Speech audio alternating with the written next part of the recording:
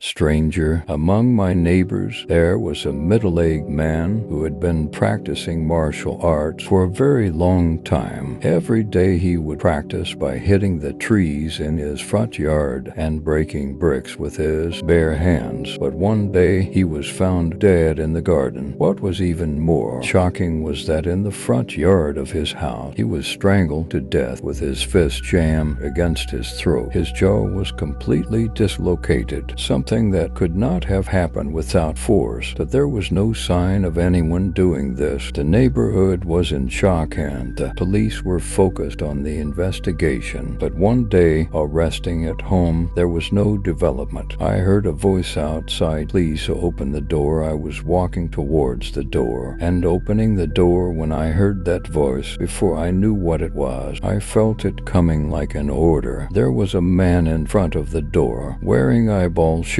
earrings, necklaces, and rings, and he was looking at me with his eyes wide open. I was startled, and at the same time, a tingling sensation appeared in my brain and spine. Then suddenly I was completely exhausted and in a semi-conscious state. I started to fall into the situation. Then you said, "Please don't look at my face for a long time. Turn your eyes back." Then my pupils started to go up. I was so startled that I tried to look down, but I screamed as if it was against my will. Then he said, "Please don't make any noise," and my voice didn't come out at once. The upward look was big. I felt a pain. My pupils were saying, "Roll your eyes more, please." Even though they were too far up to roll my eyes any further, tears flowed like a waterfall, and I felt a great pain as if my pupils were tearing. I barely begged for help in a closed, high voice, "Can you still talk? So bite your tongue, please." Then suddenly I started biting my tongue with my teeth. I tried to open my mouth with all my strength, but it didn't work. I